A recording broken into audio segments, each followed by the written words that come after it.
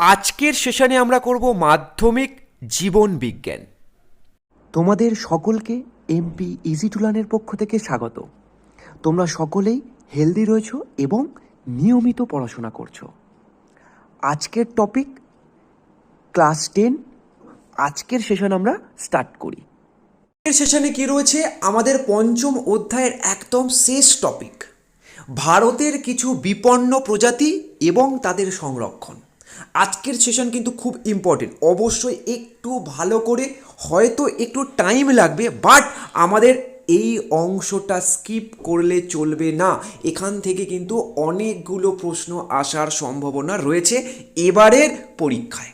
তো চলো দেখো, প্রথমত আমাদেরকে জানতে হবে যে এই প্রকৃতি এবং প্রাকৃতিক সম্পদ যে সংরক্ষণ করা হয়, এর পিছনে আন্তর্জাতিক স্তরে কোন সংস্থা কাজ করে? প্রকৃতি এবং প্রাকৃতিক সম্পদ সংরক্ষণের পিছনে আন্তর্জাতিক স্তরে কোন সংস্থা রয়েছে যারা বিভিন্ন ব্যবস্থা গ্রহণ করে থাকে? IUCN, international union for conservation of nature and natural resources. কি বললাম? International, union, conservation, nature and natural resources. Clear? এই সংস্থাটি প্রকৃতি এবং প্রাকৃতিক সম্পদের রক্ষণাবেক্ষণের কাজ দেখাশোনা করে। এখন প্রশ্ন হলো, বিপন্ন প্রজাতি আমরা কাকে বলবো? যে সমস্ত প্রজাতি পরিবেশ থেকে আস্তে আস্তে অবলুপ্ত হয়ে যাচ্ছে এবং তাদেরকে সংরক্ষণের প্রয়োজন রয়েছে, সেই সমস্ত প্রজাতিকে আমরা বলবো বিপন্ন প্রজাতি। যেমন যে সকল প্রজাতি সংকটাপন্ন, মানে কি সংকটের মুখে, পরিবেশ থেকে অতি দ্রুত হারিয়ে যাওয়ার পথে, পরিবেশ থেকে অতি দ্রুত হারিয়ে যাওয়ার পথে, যাদের অদূর ভবিষ্যতে বিলুপ্তির সম্ভাবনা আছে, মানে লুপ্ত হয়ে যাওয়ার সম্ভাবনা আছে, ও তাদের বা যাদের সংরক্ষণ একান্তভাবে আবশ্যক। যদি আমরা সংরক্ষণ না করি, আর ভবিষ্যতে এই প্রজাতিগুলোকে আমরা দেখতে পাবো না এবং বাস্তুতন্ত্রের ভারসাম্য নষ্ট হবে। তাই তাদের সংরক্ষণের আবশ্যকতা আছে। ক্লিয়ার? তাদের বিপন্ন প্রজাতি বলে। ক্লিয়ার হয়ে গেছে? এরপর দেখো, বাস্তুতন্ত্রের ভারসাম্য বজায় রাখতে এই সকল বিপন্ন প্রজাতিকে তার নিজ প্রাকৃতিক পরিবেশে রেখে সেই পরিবেশের সংরক্ষণ দ্বারা বা পরিবেশ থেকে তাদের যে বিপদগুলো রয়েছে সেই বিপদগুলো অপসারণ করা, মানে বিপদগুলোকে সরিয়ে দেওয়া, এর মাধ্যমে তাদের সংরক্ষণ করা হয়, যাতে ওই জীবটি নিজ পরিবেশে পুনরায় সঞ্জীবিত হতে পারে। সঞ্জীবিত হতে পারে মানে প্রায় অবলুপ্ত হয়ে গিয়েছিল, কিন্তু তাদেরকে আবার ফিরিয়ে আনা হয়েছে। এটাকেই আমরা বলছি সঞ্জীবিত।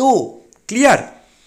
ভারতবর্ষের এই রকম কয়েকটি বিপন্ন প্রাণী প্রজাতি হলো, যেমন বাঘ, গন্ডার, সিংহ, কুমির, রেড পান্ডা প্রভৃতি।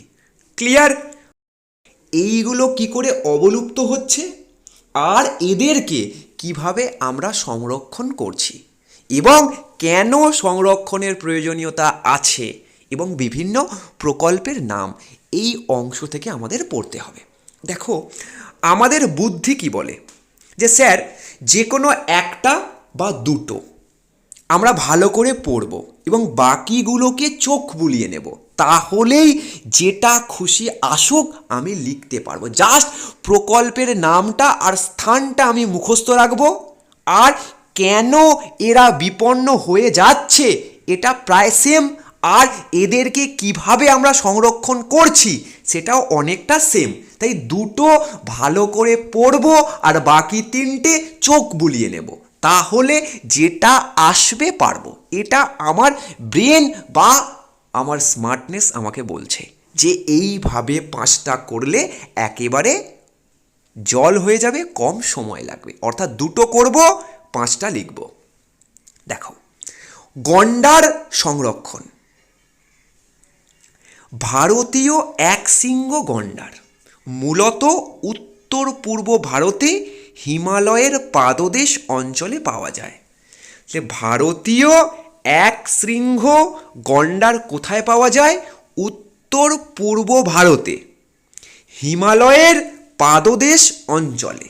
ক্লিয়ার হয়ে গেছে। 1600 শতক নাগাদ এদের সংখ্যা যথেষ্ট হলেও পরের 3 শতকে গন্ডারের সংখ্যা দ্রুত হ্রাস পেয়েছে।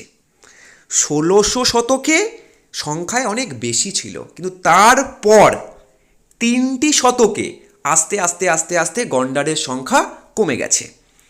এইভাবে গন্ডারের সংখ্যা হ্রাস পেলে অদূর ভবিষ্যতে গন্ডার বিলুপ্ত হয়ে যাবে।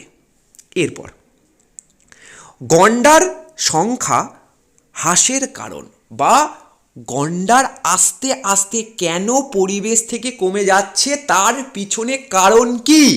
1, বনাঞ্চল ধ্বংস, 2, চোরা শিকার, আর 3, বংশ বিস্তারের হার বা বংশ বৃদ্ধির হার। দেখো, বনাঞ্চল ধ্বংস মানে কি?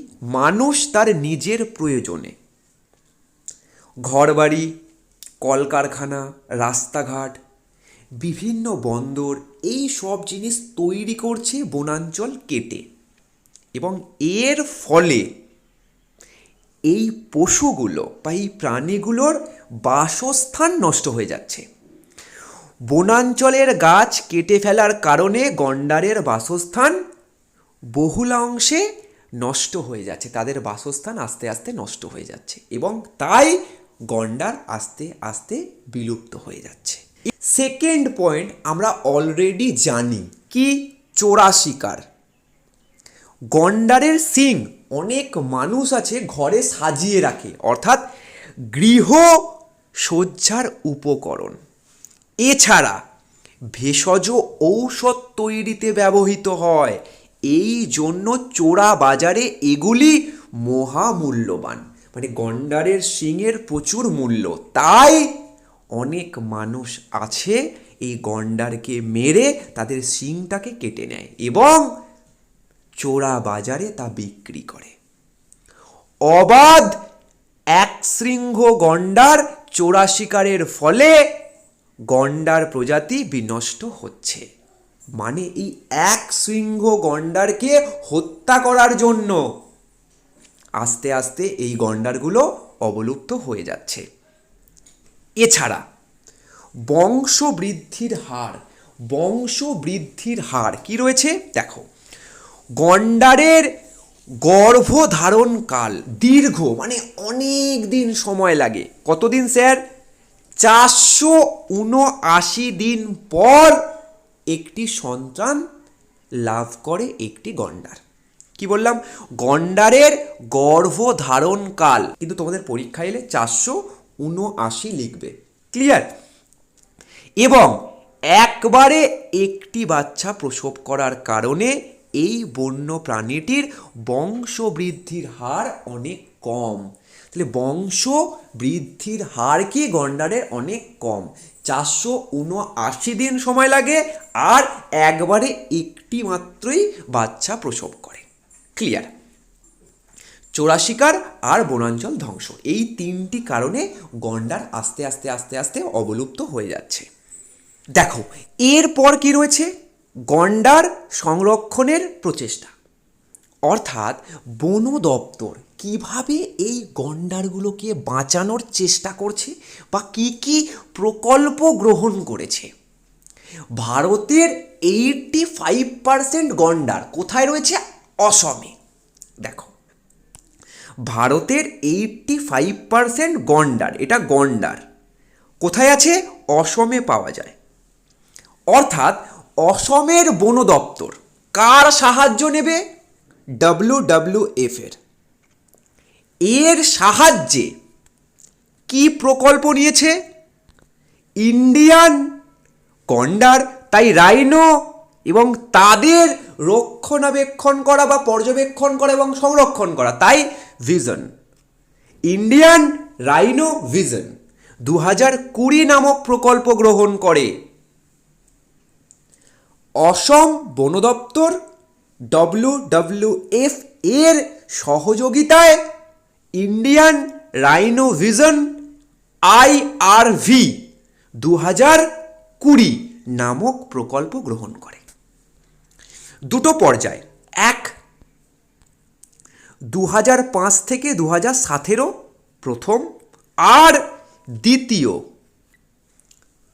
2011 সালে মানস জাতীয় পার্কে 4টি গন্ডার ছাড়া হয়। কি বললাম? 2011-তে মানস জাতীয় পার্কে কটা গন্ডার ছাড়া হয়? 4টি। তখন সেখানে একটাও গন্ডার ছিল না। এরপর পরবর্তীকালে সেই সংখ্যা ক্রমশ বৃদ্ধি পায়, অর্থাৎ 2011 সালে মানস জাতীয় পার্কে 4টি গন্ডার ছাড়া হলো এবং পরবর্তীকালে এটি সংখ্যায় বৃদ্ধি পেল। IRV 2020-র মূল উদ্দেশ্য হল 2020 খ্রিস্টাব্দের মধ্যে অসমের গন্ডারের সংখ্যা 3000 অবধি নিয়ে যাওয়া। তাই লক্ষ্য কি? গন্ডারের সংখ্যা 3000 করা। তাহলে এই প্রকল্প কিভাবে আস্তে আস্তে কাজ করছে দেখি। এই প্রকল্পের সাফল্যের ফলস্বরূপ 2013 সালে অসমে গন্ডারের সংখ্যা 2544 এসে দাঁড়িয়েছে, মানে অনেক উন্নতি হয়েছে। কত হয়েছে? 2544। আর 2020-র মধ্যে কত করতে হবে? 3000, মানে তাদের এই পরিকল্পনা সফল। শুধু কাজিরাঙা ন্যাশনাল পার্কেই গন্ডারের সংখ্যা 1855 থেকে 2329-এ এসে দাঁড়িয়েছে। গন্ডার সংরক্ষণ প্রকল্পের প্রধান উদ্দেশ্যগুলি হল: প্রথম, গন্ডারের বাসস্থানের পুনর্গঠন, মানে যে সমস্ত গন্ডারের বাসস্থান নষ্ট হয়ে গেছে তাদেরকে আবার সঠিক বাসস্থানে ফিরিয়ে দেওয়া। পানীয় জল ও খাদ্যের সুব্যবস্থা করা। তাহলে এই গন্ডারদের কিভাবে সংরক্ষণ করা হচ্ছে? তাদের বাসস্থান, তাদের পানীয় জল, তাদের খাদ্যের সুব্যবস্থা করা। ক্লিয়ার। এরপর সেকেন্ড কি রয়েছে? গন্ডারের যে বংশ বৃদ্ধি হবে তার জন্য প্রয়োজন কি? প্রজনন। তাই প্রজননের উপযুক্ত ব্যবস্থা গ্রহণ করা। তাহলে গন্ডারের প্রজননের উপযুক্ত ব্যবস্থা গ্রহণ করা, তারপরেই গন্ডার কিন্তু সংখ্যায় বাড়বে। যদি প্রজনন না হয়, তার ব্যবস্থা যদি না করা হয়, তাহলে গন্ডারের সংখ্যা বাড়বে না। আইন প্রণয়ন করে এবং সেই আইনের প্রয়োগ করে গন্ডার শিকার বন্ধ করা ও চোরা শিকারীদের উপযুক্ত শাস্তির ব্যবস্থা করা। আইন করে গন্ডারদের আর শিকার করা যাবে না, আর যারা করবে তাদের শাস্তি দেয়া হবে। ক্লিয়ার হয়ে গেছে। নিয়ন্ত্রিত পরিবেশে গন্ডারের প্রজননের ব্যবস্থা করা। ক্লিয়ার। নেক্সট পয়েন্ট কি রয়েছে দেখো, ভালো করে এটা বুঝবে। ট্যুরিজম মানে কি? ভ্রমণ করা। এই ভ্রমণকে নিয়ন্ত্রণ, এছাড়া প্রাণীদের যাতায়াতের জন্য করিডোর সৃষ্টি করা। তাহলে এই সমস্ত উপায়ে গন্ডার সংরক্ষণ করা যায় বা হয়। কি কি বললাম? তাদের বাসস্থান, পানীয় জল এবং খাদ্যের ব্যবস্থা করা, তাদের প্রজননের জন্য উপযুক্ত ব্যবস্থা করা, আর গন্ডার মারা আইনত অপরাধ এবং যারা করবে তাদেরকে শাস্তি দেওয়া। এছাড়া ট্যুরিজম নিয়ন্ত্রণ করা আর প্রাণীদের যাতায়াতের জন্য করিডোর সৃষ্টি করা, এই সমস্ত উপায়ে গন্ডার সংরক্ষণ করা হচ্ছে। এরপর কি রয়েছে? সিংহ সংরক্ষণ। সিংহ হলো সৌন্দর্য ও বীরত্বের প্রতীক। প্রাচীনকালে সিংহ সংরক্ষণ এশিয়ার বিভিন্ন দেশ থেকে ভারত অবধি বিন্যস্ত থাকলেও বর্তমানে তা কেবল পশ্চিম গুজরাটের গির অরণ্যে সীমাবদ্ধ। তাহলে এখন সিংহকে কোথায় সংরক্ষণ করা হয়? গুজরাটের গির অরণ্যে। 1900 খ্রিস্টাব্দ নাগাদ এশিয়ান সিংহের সংখ্যা কমে 50-এর কাছে নেমে আসে। তাহলে 1900 খ্রিস্টাব্দ নাগাদ সিংহের সংখ্যা কত হয়েছিল? একদম 50-এর কাছে। এশিয়াটিক লায়ন রিইন্ট্রোডাকশন, কি বললাম? এশিয়াটিক লায়ন রিইন্ট্রোডাকশন, এই প্রজেক্টের মাধ্যমে এশিয়ার সিংহকে বাঁচাতে ভারত সরকার বিভিন্ন পরিকল্পনা গ্রহণ করে। Clear? Asiatic lion reintroduction project clear হয়েছে। এরপর সিংহের সংখ্যা কমে যাওয়ার কারণ বা হ্রাস পাওয়ার কারণ দেখো, প্রথমত চোরা শিকার আর বাসস্থানের অভাব। এই দুটোই আমরা আগেরটাতেও কিন্তু পড়েছি। দেখো, মানব জনসংখ্যার চাপে বনভূমির গাছ কেটে বাসভূমি গড়ে তোলায় সিংহের স্বাভাবিক বাসস্থান নষ্ট হচ্ছে। গির অরণ্যের মধ্যে দিয়ে প্রধান সড়ক ও রেল যোগাযোগ ব্যবস্থা তৈরি হওয়ার ফলে ট্রাক ও ট্রেন দুর্ঘটনায় বহু সংখ্যক সিংহ মারা যায়। এছাড়া চাষের কাজে ব্যবহৃত খোলা নলকূপে পড়ে গিয়েও তাদের মৃত্যু ঘটে। তাহলে কি বললাম? বাসস্থানের অভাব কি হয়েছে? বিভিন্ন মানুষ মানে জনসংখ্যার চাপে মানুষ গাছপালা কাটছে এবং সিংহের বাসস্থান আস্তে আস্তে কমে যাচ্ছে, এবং গির অরণ্যের মধ্যে দিয়ে প্রধান সড়ক ও রেল যোগাযোগ ব্যবস্থা তৈরি হওয়ার ফলে ট্রাক ও ট্রেনের নিচে চাপা পড়েও সিংহ মারা যাচ্ছে। এছাড়া চাষের কাজে ব্যবহৃত খোলা নলকূপে পড়ে গিয়েও অনেক সিংহ মারা যায়। এরপর কি রয়েছে? চোরা শিকার। দেখো, প্রথমত সিংহের হাড় ভেষজ ঔষধ রূপে ব্যবহৃত হওয়ায় অনেকে এই সিংহকে কি করে? মেরে তার এই হাড়গুলোকে বিক্রি করে। এছাড়া সিংহের নখ আর চামড়া, কিছু অসাধু ব্যবসায়ী আছে তারা এগুলোকে কালেক্ট করে। কাদের মাধ্যমে? এই সমস্ত চোরা শিকারীরা সিংহকে হত্যা করে এবং তাদের নখ ও চামড়া ও হাড় এই অসাধু ব্যবসায়ীদের বিক্রি করে কিছু অর্থ উপার্জন করে। তো এইভাবেও আস্তে আস্তে আস্তে সিংহ অবলুপ্ত হয়ে যাচ্ছে বা কমে যাচ্ছে, তাই তাদের সংরক্ষণ করা দরকার। সিংহ সংরক্ষণের প্রচেষ্টা দেখো, জুনাগড়ের রাজা 1910 খ্রিস্টাব্দে প্রথম সিংহ সংরক্ষণের প্রচেষ্টা করেন। কে? জুনাগড়ের রাজা প্রথম সিংহ সংরক্ষণের প্রচেষ্টা করে। তিনি সিংহ হত্যা নিষিদ্ধ করেন। এই নিষেধ স্বাধীনতার পরেও বজায় থাকে। 1960 থেকে 1970 সালে গির অরণ্যকে যথাক্রমে অভয়ারণ্য এবং জাতীয় উদ্যান রূপে ঘোষিত করা হয়। এখানে গুজরাট সরকারের তত্ত্বাবধানে গির লায়ন প্রজেক্ট চালু করা হয়। কি? গির লায়ন প্রজেক্ট চালু করা হয়।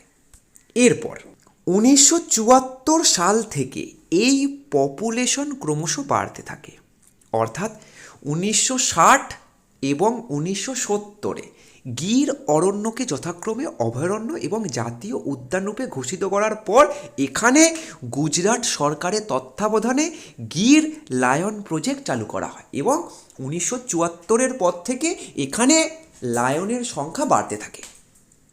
ক্লিয়ার? বর্তমানে গির অরণ্যে এশিয়ান সিংহের সংখ্যা 523, অর্থাৎ 2015-র গণনা অনুযায়ী। বর্তমানে ভারত সরকারের পরিবেশ মন্ত্রক প্রজেক্ট টাইগারের মতো প্রজেক্ট লায়ন নামক প্রকল্প তৈরি করেছে। ক্লিয়ার? এরপর উদ্দেশ্যগুলো কি কি দেখো। 1. নতুন আইন প্রণয়ন ও প্রয়োগের মাধ্যমে সিংহ হত্যা নিষিদ্ধ করা। নতুন আইন করে সিংহ হত্যা করা নিষিদ্ধ করা হয়। কোনো সংরক্ষিত অরণ্যে সীমিত সীমানার মধ্যে রেখে খাদ্য, পানীয় ও প্রজননের উপযুক্ত ব্যবস্থার দ্বারা সিংহের সংখ্যা বৃদ্ধি করা। কি বললাম? আরেকবার দেখো। কোনো সংরক্ষিত অরণ্যে সীমিত সীমানার মধ্যে এই সিংহকে রেখে খাদ্য, পানীয় ও প্রজননের উপযুক্ত ব্যবস্থা দ্বারা সিংহের বৃদ্ধি করা হয়। ক্লিয়ার? এই দুটো আমাদের একদম জল। প্রাকৃতিক দুর্যোগজনিত কারণে কোনো এপিডেমিক রোগের কারণে সিংহের সংখ্যা হ্রাস পেলে পুনরায় সেই সংখ্যা ফিরিয়ে আনার ব্যবস্থা করা হয়।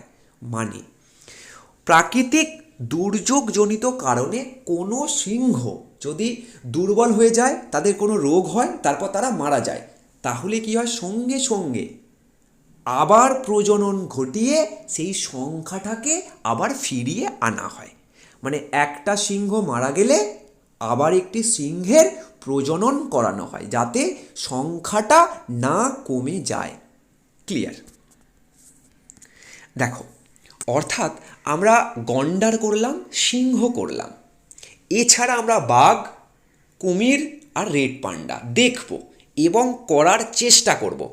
যদি আমাদের হয়ে যায়, আমরা যদি পারি, তাহলে আর স্যারকে কমেন্ট করে বলবো না বাকি তিনটে করিয়ে দিতে।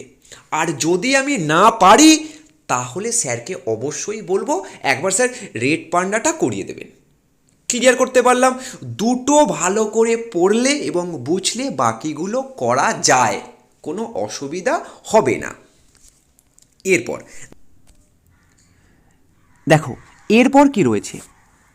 এই অংশগুলো কিন্তু আমাদের একটু চোখ বুলিয়ে নিতে হবে, নয়তো পরীক্ষায় চলে এলে আমরা ফেঁসে যাব বা পারবো না। IUCN এখন তোমরা জানো কি? বিশ্বব্যাপী জীব সংরক্ষণের প্রধান তথ্য প্রদানকারী সংস্থা। বিশ্বব্যাপী মানে ইন্টারন্যাশনাল। জীব সংরক্ষণের প্রধান তথ্য প্রদানকারী সংস্থা। এই সংস্থার মূল লক্ষ্য হল জীব সংরক্ষণ সংক্রান্ত তথ্য সংশ্লিষ্ট কর্তৃপক্ষ, দেশ বা অঞ্চলকে জানানো, যাতে উদ্ভিদ বা প্রাণীর বিলুপ্তি প্রতিরোধ করা সম্ভব হয়। অর্থাৎ এই সংস্থার কাজ কি? জীব সংরক্ষণ সংক্রান্ত তথ্য বিভিন্ন কর্তৃপক্ষ, দেশ ও অঞ্চলকে জানানো, যার ফলে কোনো উদ্ভিদ বা প্রাণী প্রজাতিকে বাঁচানো সম্ভব হয়, তারা যেন বিলুপ্ত না হয়ে যায়। ক্লিয়ার? এরপর রেড লিস্ট বা রেড ডেটা বুক কি? দেখো, প্রধানত পৃথিবীর বিলুপ্তপ্রায় প্রজাতি ও উপজাতির অবস্থা বিচার করে বিচার্য বিষয়গুলি পৃথিবীর সব প্রজাতি তথা অঞ্চলের ক্ষেত্রে একই। এই তালিকা সম্পাদিত যে পুস্তকে প্রকাশিত হয় তাকে রেড ডাটা বুক বলে। স্যার বুঝলাম না কিছু। দেখো, যে সমস্ত প্রজাতি আস্তে আস্তে বিলুপ্তির পথে, সেই সমস্ত তথ্য যে বইয়ে প্রকাশিত হয় তাকেই আমরা বলি রেড ডেটা বুক। ব্যাস, ক্লিয়ার। এরপর তোমরা অবশ্যই একবার বিষয়টা পড়ে নাও, ক্লিয়ার হয়ে যাবে। এরপর কি রয়েছে? World wide fund for nature, WWF, একটি বেসরকারি আন্তর্জাতিক সংস্থা। এর কাজ কি? পরিবেশ সংরক্ষণ, পরিবেশ সংক্রান্ত গবেষণা, পরিবেশ ও বন্য প্রাণী সংরক্ষণে বিশ্বব্যাপী এক অগ্রণী ভূমিকা পালন করে। 1961 সালে এই সংস্থাটির সূচনা হয়। বর্তমানে পৃথিবীর প্রায় 100টি দেশে পরিবেশ সংরক্ষণ সংক্রান্ত কাজ চলছে। পূর্বে এর নাম ছিল ওয়ার্ল্ড ওয়াইল্ড লাইফ ফান্ড, কিন্তু এখন এর নাম কি? World wide fund for nature. এরপর হচ্ছে কুমিরের প্রকল্প, মানে কিভাবে আমরা কুমিরের সংখ্যা বৃদ্ধি করব। তার মানে কি? প্রথমেই প্রজননে সাহায্য করা, তারপর কুমিরের যাতে সংখ্যায় বৃদ্ধি হয় এই বিষয়ে গবেষণা করা, আর সংরক্ষণের ব্যবস্থা সঠিক পরিচালনা করা। এছাড়া কুমিরের ডিম সংগ্রহ করে ইনকিউবেশন হ্যাচিং দ্বারা কুমিরের ছানা তৈরি করা, মানে যতক্ষণ না ডিম থেকে বাচ্চা বের হচ্ছে ততক্ষণ তার পরিচর্যা করা, এটাকেই বলা হচ্ছে ইনকিউবেশন হ্যাচিং। স্থানীয় জনগণকে প্রজেক্টের অংশীদার করে তাদেরকে প্রশিক্ষণ দিয়ে এই কর্মে যুক্ত করা। ক্লিয়ার? এরপর দেখো রেড পান্ডা কিভাবে বাঁচানো হয়। এই রেড পান্ডারা অনেকটা কুকুরের জন্য অবলুপ্ত হয়ে যাচ্ছে, তাই এই কুকুরদের কি করা হচ্ছে? বন্ধা করা হচ্ছে, যাতে কুকুররা সংখ্যায় বৃদ্ধি না হতে পারে, এবং এইভাবে রেড পান্ডা সংরক্ষণের ব্যবস্থা করা হয়েছে। Sikkim anti rabies and animal health, SARAH নামক সংস্থার সহায়তায় WWF রাস্তার কুকুরদের কি করছে? বন্ধা করে দিচ্ছে, যাতে এরা সন্তান জন্ম দিতে না পারে। ক্লিয়ার? এরপর এখানে রয়েছে কি? বিভিন্ন প্রাণীর সংরক্ষণের ব্যবস্থা, যেমন ভারতীয় বাঘ, একশৃঙ্গ গন্ডার, কুমির, রেড পান্ডা। ঠিক আছে, আশা করছি এই অংশটা তোমরা পড়ে নিতে পারবে, কোনো অসুবিধা হবে না। এখানেও দেখো কি কি রয়েছে, এই 3-4টে জিনিস রয়েছে, একটু দেখে নাও। এক, ন্যাশনাল বায়োডাইভার্সিটি অথরিটি, NBA, এই সংস্থাটির কাজ কি তোমরা দেখে নেবে। তারপর zoological survey of India, ZSI, zoological survey of India, ZSI, এর কাজ কি তোমরা দেখে নেবে। আর botanical survey of India, BSI, একটা বোটানিক্যাল আর একটা zoological survey of India. National biodiversity authority, কি বললাম? National biodiversity authority. এই তিনটের ফুল ফর্ম অবশ্যই মাথায় রাখতে হবে, এবং কাজ। এরপর কি রয়েছে? বিভিন্ন প্রকল্পের নাম। অবশ্যই তোমরা এই অংশটা বই থেকে করে নেবে, বিভিন্ন প্রকল্পের নাম কিন্তু পরীক্ষায় আসে।